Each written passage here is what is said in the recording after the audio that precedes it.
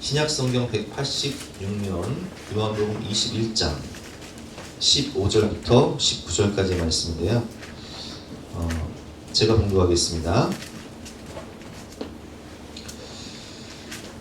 그들이 조반 먹은 후에 예수께서 시몬 베드로에게 이르시되 요한의 아들 시몬아 내가 이 사람들보다 나를 더 사랑하느냐 하시니 이르되 주님 그러하나이다. 내가 주님을 사랑하는 줄 주님께서 아시나이다. 이르시되 내 어린 양을 먹이라 하시고 또 두 번째 이르시되 요한의 아들 시몬아 내가 나를 사랑하느냐 하시니 이르되 주님 그러하나이다. 내가 주님을 사랑하는 줄 주님께서 아시나이다. 이르시되 내 양을 치라 하시고 세 번째 이르시되 요한의 아들 시몬아 내가 나를 사랑하느냐 하시니 주께서 세 번째 내가 나를 사랑하느냐 하심으로 베드로가 근심하여 이르되 주님 모든 것을 아시오매 내가 주님을 사랑하는 줄을 주님께서 아시나이다. 예수께서 이르시되 내 양을 먹이라. 내가 진실로 진실로 내게 이르노니 내가 젊어서는 스스로 띠뛰고 원하는 곳으로 다녔거니와 늙어서는 내 팔을 벌리리니 남이 내게 띠띠우고 원하지 아니하는 곳으로 데려가리라. 이 말씀을 하심은 베드로가 어떠한 죽음으로 하나님께 영광을 돌릴 것을 가리키심이더라. 이 말씀을 하시고 베드로에게 이르시되 나를 따르라 하시니 아멘. 오늘은 나태 이기기 사랑과 신실함으로 라는 제목으로 본 말씀을 위해서 함께 은혜를 나누도록 하겠습니다. 제가 요즘 계속해서 하나님의 숨결 시리즈로 제가 설교를 계속 하고 있는데 그렇게 하는 이유는 이 주제를 가지고 가정에서 자녀들과 함께 나눔을 할 수 있고 또 부서별로 나눔을 할 수 있기 때문에 제가 이렇게 설교를 한다고 말씀을 드렸는데 여러분 꼭 설교를 들으시고 가능하면 교회에서 주일 오후 예배 오후 시간에 함께 참석을 하셔서 은혜를 나누시고 부득이 그렇게 못하시는 분들은 가정에서 이 주제를 가지고 책을 보시면서 자녀들과 나눔을 하셔도 참 좋을 것 같아요. 오늘은 나태이기라는 제목으로 함께 은혜를 나누도록 하겠습니다. 사람이 사랑하면 열정이 생겨요. 저도 우리 사모를 처음 만나서 연애할 때 우리 뭐 속이로 만나긴 했지만 그래도 이제 연애 기간이 있었거든요. 근데 우리 사모는 직장을 다니면서 또 야간 대학을 다녔기 때문에 굉장히 밤늦게 끝나기 때문에 이제 데이트할 시간이 없어요. 그래서 제가 신학대학 다닐 때 학교 끝나면 아내가 있는 학교 앞으로 가요. 김밥이랑 또 음료수 같은 걸 싹 가서 학교 마치자마자 집이 저 양주시청 지나서 아주 골짜기였어요. 거기까지 이제 데려다주면 학교에서 거기까지 한 1시간 반이 걸리는 것 같아요. 그리고 제가 또 우리 집까지 오려면은 제가 퇴계원에 살았는데 또 1시간 반이 걸려요. 그러니까 총 학교까지 가서 또 양주까지 가서 퇴계원까지 오려면은 한 5시간 정도 걸리는 것 같아요. 빨리 오면 4시간 반. 근데 그거를 매일 하는 거예요. 왜 그러냐? 그때는 우리 지지난주에 그 조성환 집사님이 그런 가정을 하더라고요. 사랑 호르몬에 대해서 얘기하시면서 사랑 호르몬이 유통기간이 한 2년은 간대요. 그때는 사랑 호르몬이 있었어. 그렇게 했어요. 근데 지금 그렇게 하면 못해요. 사랑 호르몬이 떨어졌어. 정으로 산대 정으로. 내가 어제 물어봤어요. 내가 우리 사모한테 너 나 사랑하냐 그랬더니 딱 보면서 저를 딱 보면서 째려보면서 정으로 살지 무슨 사랑하냐고 묻더라고요. 솔직한 얘기해가지고 여러분 남편이 밤늦게 들어와가지고 저녁 안 먹고 왔다고 밥 채워달라고 하면 아내가 뭐라고 그래요? 이렇게 늦은 시간까지 뭐하러 밥도 안 먹고 왔냐고 하면서 냉장고에 있는 거 그냥 대충 차려가 주잖아요. 근데 애들이 공부하고 늦게 들어가지고 엄마 밥 안 먹었으니까 배고파 밥 채워줘 하면 아이고 그러냐고 그러면서 얼른 주방으로 가지고 막 계란 후라이도 하고 김치찌개도 끓인 다음에 아주 그냥 오기야 금이야 하면서 그냥 먹이잖아요. 왜 그런 거예요 이거? 왜 그러냐? 이거 사랑의 차이, 사랑의 차이. 저도 제 우영시에서 이게 교회에서 있다 보면 가끔 이제 우리 딸들이 교회 와요. 학교 끝나고 그러면 제가 목영실에 짱박아 놨던 과자라든지 음료수 같은 거를 얼른 내줘요. 왜 내주냐? 사실 제가 그걸 이렇게 짱박아 놓은 이유는 제가 배고플 때 먹으려고 짱박아 놓은 건데 애들 오면 그냥 아이들이 먹는 모습이 너무 그냥 기쁘니까 제가 먹는 거보다 기쁘니까 아들 주는 거예요. 이 사랑하면 아깝지 않은 거예요. 우리 어머니가 제가 명절에 용돈을 드리면 그거를 그냥 손주들 다 퍼줘요. 이놈저놈 다 퍼줘요. 그러면 아유 어머니 좀 쓰시지 왜 그걸 그렇게 애들 다 퍼주냐 그러면 하시는 말씀이 하나도 아깝지 않아. 내 새끼들 주는데 하나도 아깝지 않다는 거예요. 여러분 그렇습니다. 사랑하면 아깝지 않고 사랑하면 열정이 생기는 거예요. 우리가 무엇을 사랑하면요 열심히 하게 됩니다. 예를 들면 예배 시간에 조는 아이들이요 게임을 좋아하면요 예배 시간에 졸아도요 게임할 때는요 눈이 반짝반짝해요. 도박을 좋아하는 사람들은요 밤새 도박, 타짜 영화 보세요 여러분. 밤새 도박을 하면서도 눈에서 빛이 나요. 빛이. 드라마를 좋아하는 사람은요 예배 시간에 조는 사람도요 드라마 좋아하는 사람은요 드라마를 보면서 막 눈물을 펑펑 흘리고 막 손수건을 가지고 눈물을 훔치면서 막 감동을 받는다니까요. 자기가 좋아하는 건요 열심히 하게 돼 있는 거예요. 그래서 오늘 이 나태에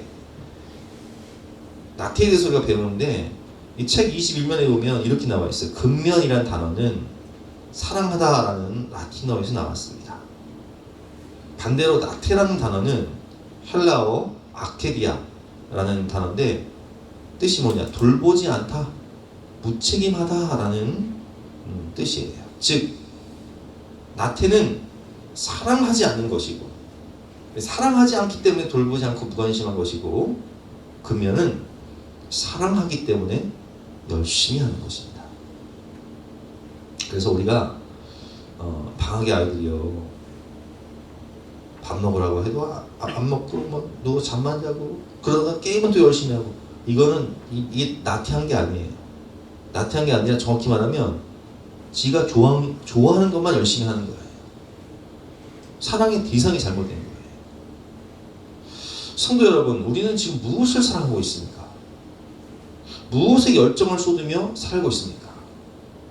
그래서 오늘은 우리가 말씀을 통해서 나태를 이기고 승리하는 비결이 무엇인지 함께 배워보도록 하겠습니다. 첫 번째로 주님을 만나야 돼요. 인생은 주님을 만나야 꿈이 생기고 열정이 생기고 소망이 생기는 거예요. 오늘 본문을 보면 베드로에게 예수님 찾아오시죠. 처음에 베드로를 만났을 때 주님 베드로에게 뭐라고 말씀하시죠? 너는 나를 따르라. 내가 이제는 사람 낳는 어부가 되리라. 근데 베드로는 사실 예수님 따르는 이유가 뭐였어요? 예수님 왕이 되시면 유대의 왕으로 오셨으니까 왕이 되시면 내가 한 잔 해먹어야지 하고 따랐는데 아이고 이게 웬일입니까? 예수님이 붙잡히신 거예요. 다 버릴지라도 내가 죽을지언정 주님을 떠나지 않겠다고 말했지만 실상은 어때요? 닭이 울기 전에 3번이나 예수님 부인했잖아요. 내 꼬라지가 이러니까 다시 갈릴리 바다에 고기잡으러 갔단 말이에요.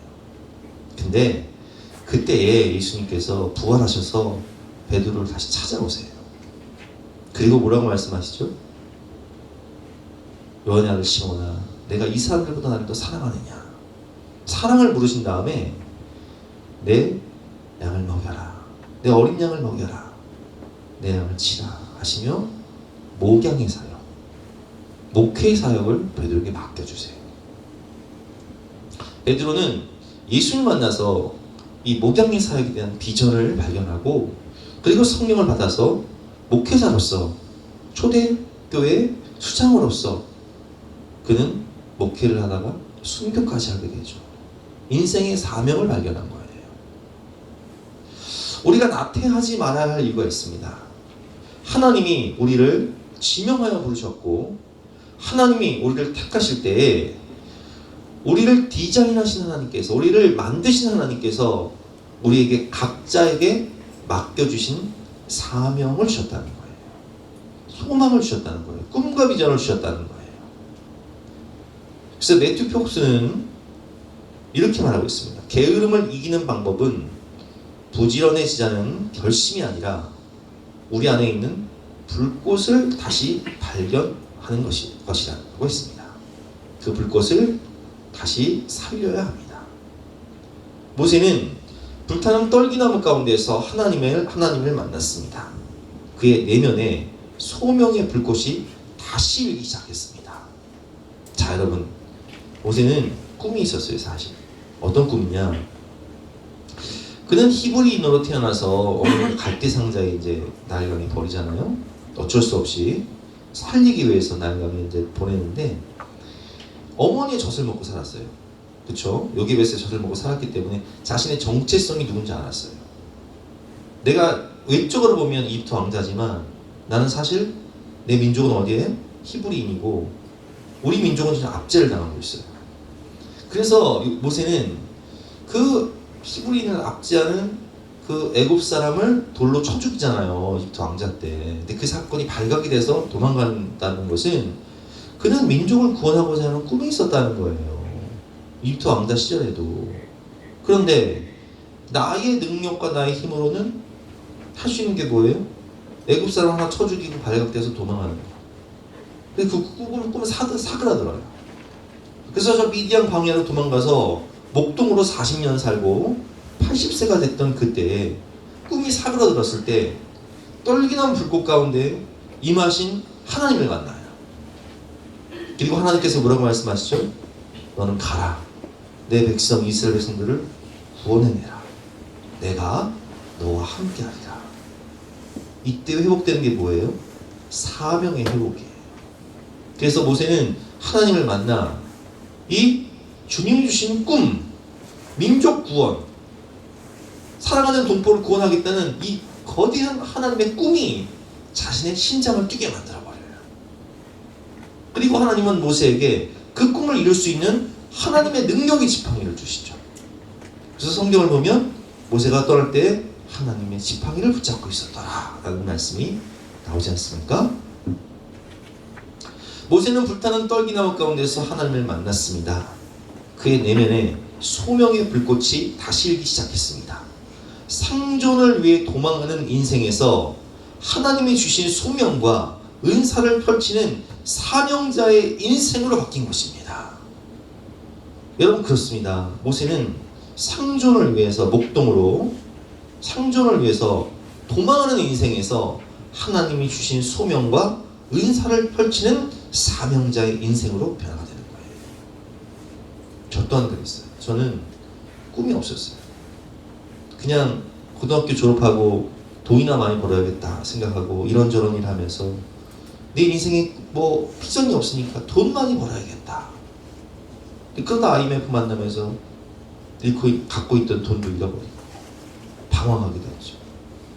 그런데 그런 저의 인생 가운데 누가 찾아오시냐? 하나님이 찾아오시는 거예요. 그리고 하나님이 저에게 영혼 구원에 대한, 목회에 대한 비전을 주신 거죠. 모세처럼 생존을 위해 도망하는 인생에서 하나님이 주신 소명과 은사를 펼치는 사명자의 인생으로 저의 인생을 바꿔주신 거예요. 근데 꿈이 생기니까 그때부터 미래를 준비하게 되더라고요. 성경을 읽고 학교를 다니고 공부를 하고 열정이 생기더라고요. 그래서 학교만 10년을 다녔어요. 그 청년 시절에 10년. 학교만 4개를 다녔다. 그 열정을 누가 주신 거냐? 하나님이 주신 거예요. 그 꿈을 누가 주신 거냐? 하나님이 주신 거예요. 그래서 하나님을 만나면 인생의 사명을 발견한다는 거예요. 소명을 발견한다는 거예요. 부르심을 깨닫는다는 거예요. 은사를 발견하게 된다는 거예요. 가슴이 뛰는, 심장이 뛰는 내 인생의 목표를 발견하게 된다는 거예요. 살아계신 하나님을 만난 모세의 변화, 사명자의 삶으로서 내 백성을 구원하라, 민족 구원의 대사명을 가지고 그는 가슴이 뛰는 삶을 살기 시작합니다. 여러분, 주님을 만나지 않으면 인생은 사탄의 노예, 마귀의 노예, 죄의 노예가 되어서 인생을 낭비하며 방자하게 살게 되는 것입니다. 잠언 29장 18절 말씀, 묵시가 없으면 백성이 방자에 행하거니와 율법을 지키는 자는 복이 있느니라. 꿈이 없으면 인생을 그냥 니나노 하면서 그냥 막 살아가는 거예요. 대충 살아가는 거예요. 준비하지 않는 거예요, 미래를. 잠언 26장 13절 말씀입니다. 게으른 자는 길에 사자가 있다, 거리에 사자가 있다 하느니라. 게으른 사람은요, 야 너 밖에 나가서 뭐 좀 해 하면 요즘에 뭐라고 얘기하는지 아세요? 로나 코로나. 참 미안해. 놀러 갈 때는 코로나가 없어. 근데 공부하라 그러면 코로나, 교회 가져가면 코로나, 여행 가져가면 괜찮아. 어이가 없죠. 15절 14절 말씀, 문짝이 돌적이를 따라 도는 것 같이 게으른 자는 침상에서 도느니라. 안 일어나. 침대 밖은 위험하대요. 찔리는 사람도 있어요.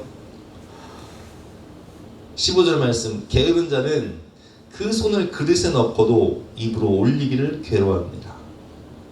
밥을 다 쳐놔도 안 먹어. 귀찮다고 안 먹어. 이게 게으른 사람의 특징입니다. 꿈이 없으면 백성이 방자하게 살아가는 거예요. 비전이 없으니까 그냥 하루하루를 대충 살아가는 거예요.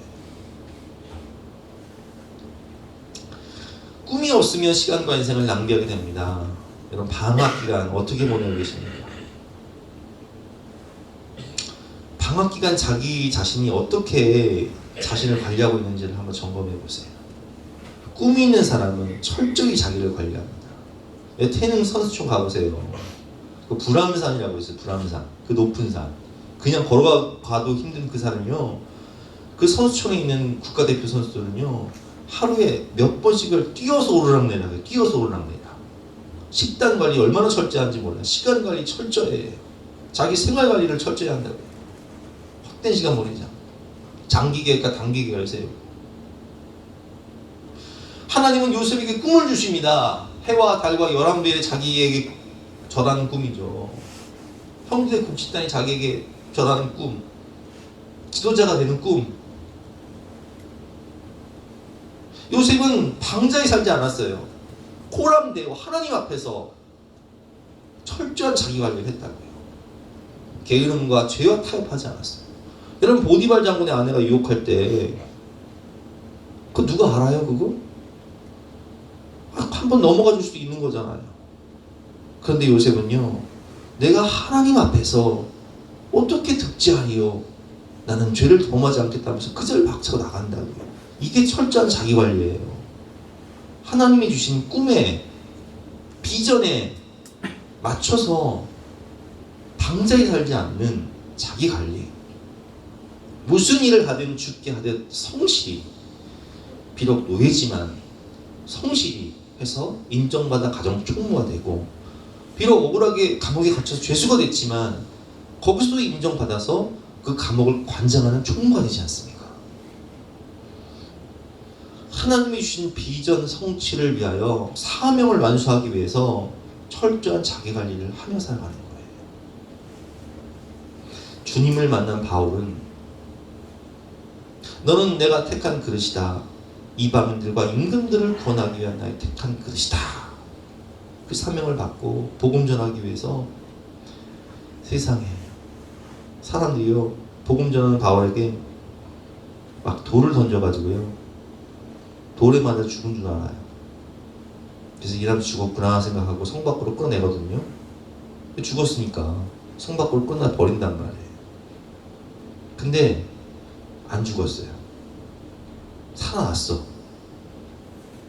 다음날 이 바울이 뭐 하나 봤더니 자기를 돌로 쳤던 그 마을로 또 들어가서 복음 전하고 있어요. 와, 이거 어떻게 된 거예요? 이 열정 어디서 난 거예요? 이 막을 수가 없어요.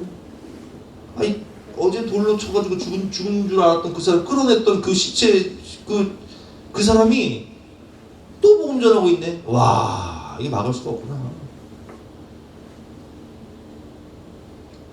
바울은요, 핍박도 순교도 막을 수가 없었어요. 내가 땅 끝까지 가서 복음을 전하리라. 왜냐면 땅 끝까지 가서 복음 전해야 주님 다시 오시니까. 그래서 요즘 성지가 좋다 제가 보니까 당시에 땅끝이라고 여겼던 스페인, 서바나, 포르투갈, 와, 거기 바울 기념교회가 있더라고요. 스페인과 포르투갈, 여러분 성지가 좋다 보세요. 바울이 도착한 항구, 바울이 갔던 도시들, 거기 세워진 교회들, 그 열정, 그 사랑, 그리고 결국 주님을 위해 살고 주님을 위해 죽기 위해서 로마에 가서 목이 잘려 순교하지 않습니까? 저는 이 시간 우리 자녀들이 주님을 만나 주님이 주신 인생의 사명, 인생의 비전을 발견하기 원합니다. 마지막 날에 말세에 내가 내 영을 부어주리니 성령이 임하시면 자녀들은 예언할 것이요 청년들은 환상을 보고 아비들은 꿈을 꾸리라. 하나님을 만나면 모세처럼, 바울처럼, 또 저처럼 비전을 발견하게 돼요. 꿈이 생기기 때문에 게으름을 박차고 망령된 생활에서 벗어나서 하나님이 주신 표대를 향해서 달려가게 되는 거예요. 준비하게 되는 거예요. 이 시간 함께 찬양할 때 주님 저를 만나주세요. 한 번 사는 인생, 저를 디자인하신 하나님의 인생의 목적, 사명을 발견하게 해주시고 그것을 보여주시고 그것을 이룰 수 있는 능력과 열정을 허락하여 주시옵소서. 함께 찬양하고 기도하는 시간 갖도록 하겠습니다. 우리 힘차게 박수며 찬양하겠습니다.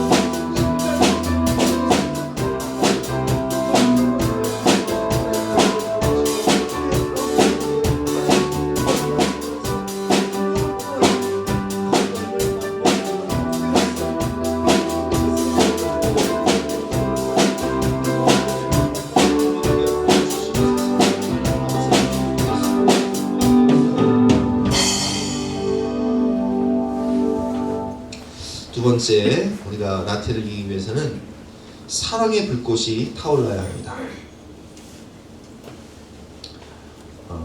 나태는 돌보지 않다, 무관심하다 라는 뜻이고, 긍면은 사랑하기 때문에 열심히 하는 것이다 라고 말씀을 드렸는데, 어떻게 하면 신앙생활을 열심히 할 수 있을까요? 어떻게 하면 주님께 충성하며 정말 가슴 뛰는 사랑을 가지고 충성할 수 있을까요? 하나님의 숨결 22면을 보면 이런 글이 있습니다. 사명이 회복되면, 사랑이 회복되면 생기가 돌고 열정이 생깁니다. 여러분, 사랑이 회복되면 열정이 생긴다. 그래서 연애할 때 사랑하기 때문에 그 열정으로 감당하는 거다 라고 말씀을 드렸죠. 삶의 목표가 분명해지고 삶의 태도가 달라집니다. 나를 붙잡고 늘어지던 과거의 망령과 게으름이 사라지고 자신이 있어야 할 자리를 찾습니다. 그것이 오늘 본문의 베드로의 모습이죠. 우리는 과연 주님을 얼마나 사랑하고 있는가 생각해 보아야 합니다. 주님을 정말 많이 사랑하고 계신가요? 사랑하면 열정이 불타오릅니다. 주님이 부활하신 후 오늘 본문을 보면 수제자 베드로를 다시 부르실 때 뭘 확인하시죠? 요한의 아들 시몬아, 내가 이 사람들보다 나를 더 사랑하니? 너 나 사랑하니? 사랑을 확인하세요. 바로 사랑입니다. 주님은 우리를 사랑하시되 끝까지, 죽기까지 영원토록 사랑하셨어요. 오늘 본문을 보면 예수님께서 사랑을 3번 물으세요. 요한의 아들 시몬아, 내가 이 사람들보다 나를 더 아가페의 사랑, 즉 내가 너를 사랑한 것 같은 죽기까지 사랑한 하나님의 사랑으로 내가 너를 영원토록 사랑하는 것 같이 아가페의 사랑으로 나를 사랑하니? 이렇게 물으신 거예요. 근데 베드로가 이렇게 대답할 수 있어요, 없어요? 내 꼬라지를 하는데 닭이 울기 전에 3번 부인했잖아요. 다 주를 떠나도 나는 주님 떠나지 않겠습니다. 내가 죽을지언정 주님을 떠나지 않겠습니다. 얘야, 너 오늘 밤 닭이 울기 전에 3번 다 부인할 거야. 그대로 베드로는 살기 위해서 그 작은 소녀 앞에서 예수님 3번 부인해요. 그러니까 아가페의 사랑으로 사랑한다고 말할 수가 없는 거예요. 그래서 원어를 보면 내가 주님 아가페의 사랑이 아니라 필레오라는 것은 우정이에요. 우정. 계산적 사랑, 기브 앤 테이크, 오고 가는 것. 내가 계산적 사랑으로 주님, 저 주님이랑 생각해보니까 계산적 사랑으로 사랑했어요. 나 주님 왕되면 한 달에 해먹으려고. 필레오의 사랑으로 고백해요. 주님 말씀하시고 내 양을 먹여라. 또 물으세요. 한 번 다시 묻겠다. 내가 너를 아가페의 사랑으로 사랑했는데 너는 나 아가페의 사랑으로 사랑하니? 베드로 부끄럽잖아요. 주님 왜 그러세요? 난 필레오의 사랑으로 사랑한다고요. 주님 마지막에 어떻게 부르시냐면은 그래 요한이 아들 시몬아, 그럼 너 필레오의 사랑으로 사랑한다고 했는데 진짜 필레오의 사랑으로 사랑하는 건 맞니? 이렇게 부르신 거예요. 원어를 보면 사랑이라는 단어가 4가지가 있거든요. 응? 3번째 이르시되 요한의 아들 시몬아, 내가 나를 사랑하냐 하시니. 그럼 필레오의 사랑으로, 그 계산적인 사랑으로 사랑하긴 하는 거냐? 주께서 3번째 내가 나를 사랑하느냐 하심으로 베드로가 근심하여 이르되. 심란하죠 지금. 내 모습을 아니까. 주님 모든 것을 아시오매. 지금 다 아시잖아요. 모든 것을 아시오매 내가 필레오의 사랑으로 주님을 사랑하시는 줄을 주님께서 아시나이다. 이렇게 대답하는 거예요. 우리 모습이죠. 꼭 우리 모습이에요. 근데 주님은 뭐라고 말씀하시냐? 베드로야, 너 나 필레오의 사랑으로 사랑한다고 했지만 그건 너 자신을 모르는 거야. 너는 너 자신을 잘 몰라. 네가 무슨 꿈이 있는지, 네가 뭘 잘하는지, 네가 나를 얼마나 사랑하는지 넌 너 자신을 잘 모르는 거야. 베드로야, 너는 젊어서는 네가 띠띠고 원하는 곳으로 다니며 네가 하고 싶은 것 하며 살았지? 그런데 늙어서는 남이 내게 띠띠우고 원치 않는 곳으로 다니게 될 거야. 너는 복음 전하기 위해서 남이 내게 띠띠우고 성령이 너에게 띠띠우고 가라고 하는 곳으로 가게 될 거야.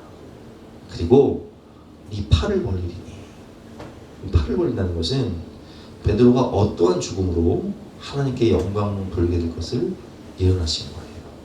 즉 베드로는 로마에서 순교할 때 거꾸로 십자가에 못 박혀서 팔을 벌리고 죽거든요. 그러니까 베드로가 주님을 위해 살다가 주님을 위해 죽을 것을 예수님 아셨던 거예요. 저는 이 본문을 묵상하면서 무슨 생각을 했냐? 여러분, 이 자리에서 예수님께서 오셔서 우리한테 이렇게 물으시는 거예요. 너 나 사랑하니? 내가 우리 아내한테 어제 물어봤다 그랬죠. 당신 나 사랑은 해? 아이고 무슨 사랑, 정으로 사는 거지. 그래요 여러분. 우리는 주님께 이렇게 대답을 해요. 주님, 제가 생각해보니까 저는요 필레오의 사랑으로, 조건적 사랑으로, 계산적 사랑으로 주님을 사랑하는 것 같아요. 지금 다시 물으시죠. 그래? 그럼 필레오의 사랑으로 사랑을 하는 거 맞니? 근심해서 어디다 말해요. 앞에서 필레오의 사랑으로 사랑해요. 주님 우리에게 뭐라고 말씀하세요? 넌 너 자신을 모르는 거야. 네가 젊어서는 네가 원하는 곳을 다니며 네 감정 따라, 네 마음 따라 살았지. 그런데 말이다, 네가 늙어서는 네 팔을 벌리게 될 것이야. 남이 내게 띠띠우고 원치 않는 곳으로 다니며 복음 전하며 살 거야. 넌 나를 죽기까지 사랑해. 넌 나를 위해 살다. 넌 나를 위해 죽을 거야. 이렇게 말씀하시는 거예요. 여러분, 그렇습니다. 우리는 때로 내가 주님을 얼마나 사랑하는지를 모르고 살아요. 주님은 우리 안에 숨겨진 주님을 향한 뜨거운 사랑과 열정, 내가 미처 알지 못했던 그 뜨거운 사랑을 회복시켜 주시기를 원하십니다. 주님은 그래서 베드로와 제자들에게 오순절 성령 강림을 통해 위로부터 부어지는 그 아가페의 사랑을, 그 성령의 권능을 폭포수와 같이 부어주신 거예요. 그래서 오늘 주님은요, 초대교회 성도들에게 그 열정과 사랑을 부어주심으로 주님을 위해 살고 주님을 위해 죽었던 순교자의 믿음으로 세상을 변화시키고 세상이 감당할 수 없었던 그 삶을 살게 했던 것처럼 오늘 주님은 우리에게 그 은혜를 주시겠다고 말씀하시는 거예요. 과거 우리는 수련회나 부흥회에 참석해서 눈물로 밤을 지새우며 주님께 이렇게 고백했던 적이 있어요. 주님, 사랑합니다. 죄인 중에 괴수와 같은 나를 위해 십자가에서 죽으신 주님, 감사합니다. 나도 주님에 보답하며 주를 위해 살고 주를 위해 죽겠습니다. 그리고 주님은 그 마음을 받으셨어요. 그리고 오늘 이 예배를 통해서 우리에게 그것을 생각나게 하시고 깨닫게 하시며, 너는 너 자신을 모르지만 나는 너의 숨겨진 사랑을 알고 있단다. 내가 위로부터 부어지는 아가페의 사랑을 부어주이니 너는 나를 위해 살고 나를 위해 죽어라. 이런 은혜를 주시는 거예요. 이 시간 함께 찬양하고 기도할 때 주님, 그 무엇보다 그 누구보다 주님을 사랑합니다. 이전보다 더욱 주님을 사랑합니다. 고백하며 기도할 때 위로부터 부어지는 성령의 능력과 사랑을 받으시는 저와 여러분 되시기를 바랍니다.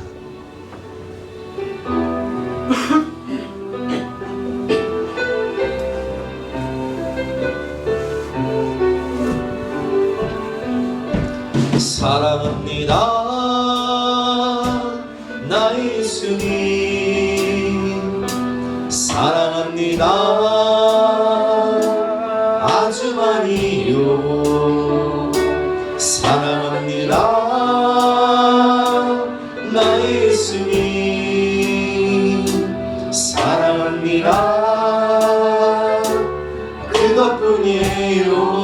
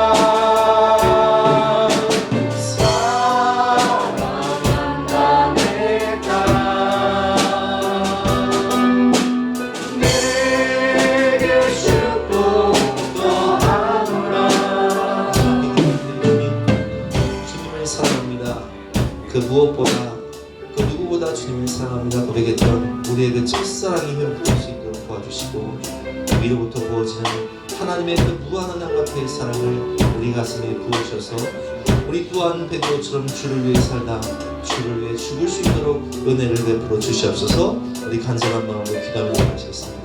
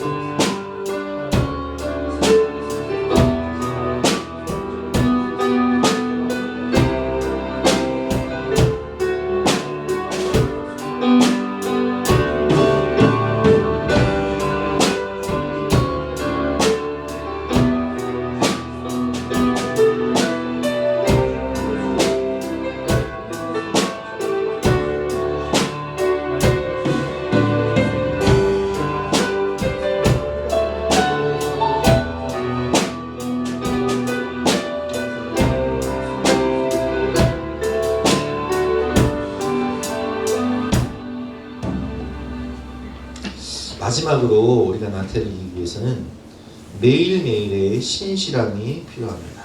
하나님의 숨결 22년이죠. 오스왈드 챔버스는 거룩과 성화라는 책에서 이렇게 말합니다. 사랑은 우리에게 아무것도 요구하지 않고 다만 순수한 일상의 행동을 요구합니다.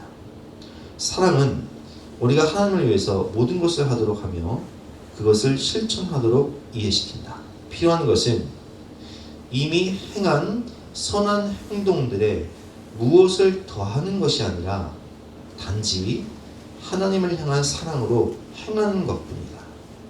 나태는 사랑으로 신실하게 사명을 꾸준히 행할 때 이겨낼 수 있습니다. 여러분, 꾸준히 신실하게 뭘 더하려고 하지 말고 그냥 내게 맡겨주신 사명을 꾸준히 신실하게 오늘 이 예배의 자리에서 꾸준히 예배드리고 또 꾸준히 성경 보고 꾸준히 기도하고 그 자리를 지키는 것, 이 신실하게 중요하다는 거예요. 제자리를 지키는 것의 중요성 22면에 나와 있죠. 제자리를 지키지 못하는 게으름으로부터 일탈이 시작됩니다. 여러분, 예배의 자리를 지키는 것이 참 중요해요. 기도의 자리를 지키는 것이 참 중요합니다. 한 번 일탈이 시작되면요, 일탈이 반복되면 어느새 습관이 됩니다.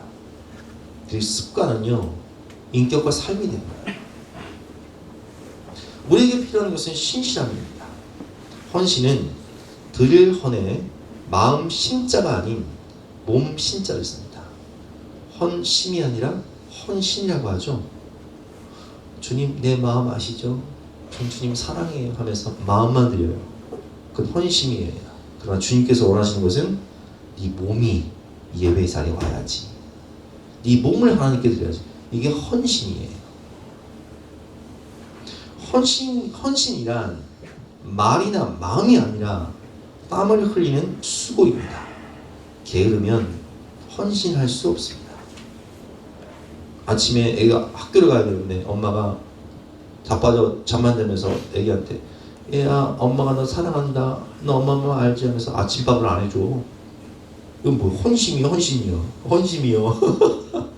그러나 새벽부터 일어나서 하루 종일 땀 흘리고 일하는 남편과 아이를 위해서 따뜻한 밥을 만들어주는 건 헌심이에요, 헌신이에요. 그게 사랑의 열매요, 헌신이.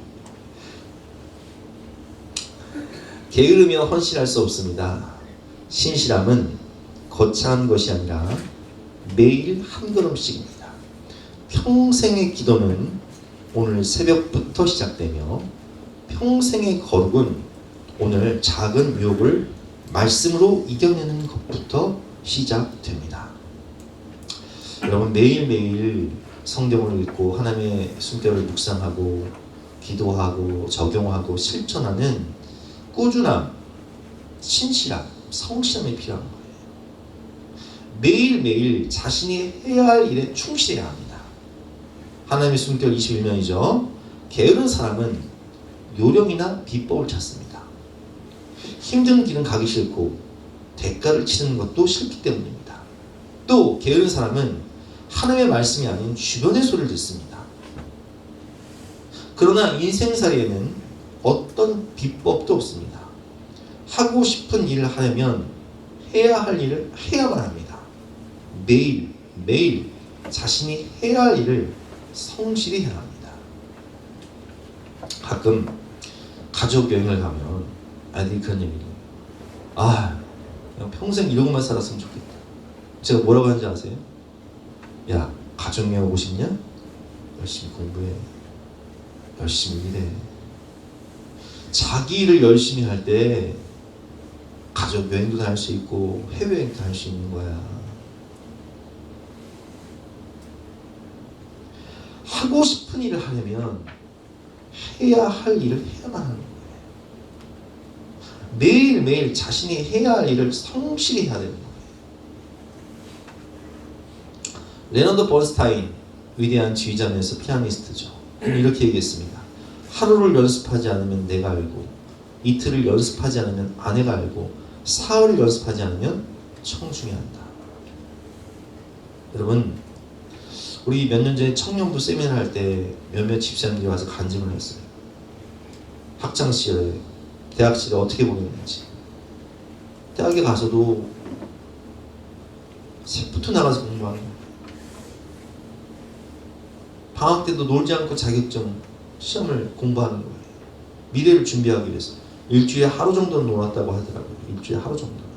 반나절 정도는 게임했다고 하더라고요.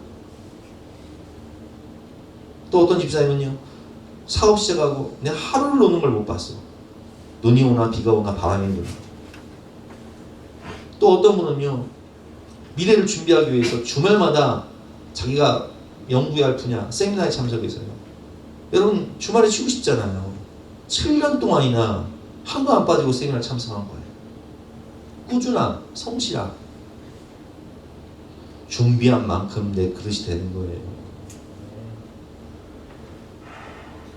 다윗의 경우는요, 하나님의 부르심을 받고 매일매일 성실하게 양떼와 소떼를 사랑하며 돌보기 위해서 여러분, 다윗이 소떼와 양떼를 사랑하지 않았다면요, 곰과 사자와 싸울 필요가 없어요. 왜냐면 당시의 문화는요, 목동이 곰이나 사자가 오면 살기 위해서 도망가도요, 그냥 양 하나 그냥 내줘도요, 살기 위해서 그래, 누가 뭐라고 그러겠어요. 그러나 내 생명처럼 양떼와 소떼를 사랑했기 때문에 그것을 지키기 위해서 물매 던지는 연습을 한 거예요. 그래야 사자를 이기고 곰을 이길 수 있으니까 목숨 걸고 싸운 거예요. 근데 그것이, 그 꾸준함과 성실함이 능력이 되어서 나중에 골리앗이 나타났을 때, 골리앗은 머리도 크잖아요. 그잖아요. 그 빠른 사자와 곰도 내가 이겼는데 가만히 서 있는 골리앗, 입만 나불나불대는 골리앗, 그까짓 거 쓰러뜨린 게 일이겠어요? 그게 하나님의 능력이 되는 거예요. 꾸준함과 성실함으로 군대 장관직을 행하고 왕이 되어서 이방 나라를 정복하고.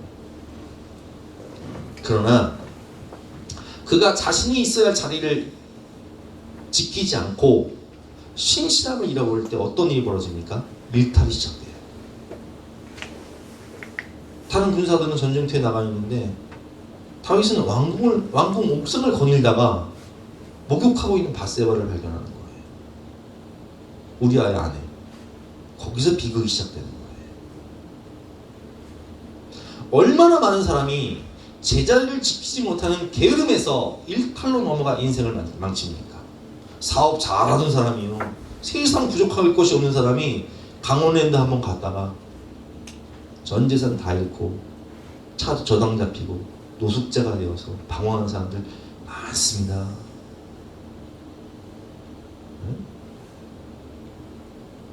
하나님을 만나지 못해 일탈로 시작돼서 밤거리를 방황하다가 인생을 망치는 청년들 많습니다.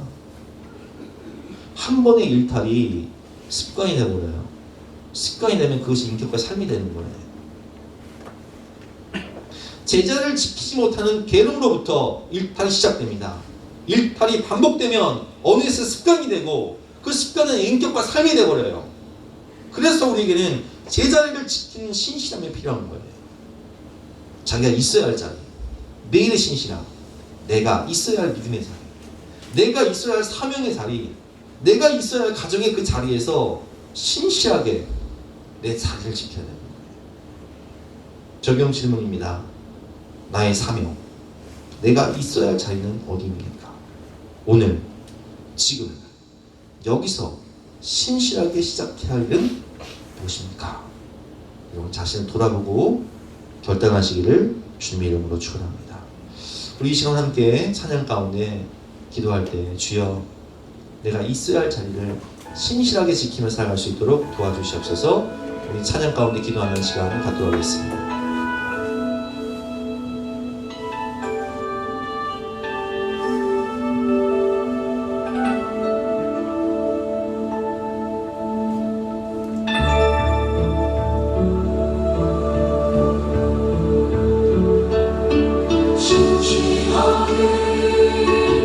진지하게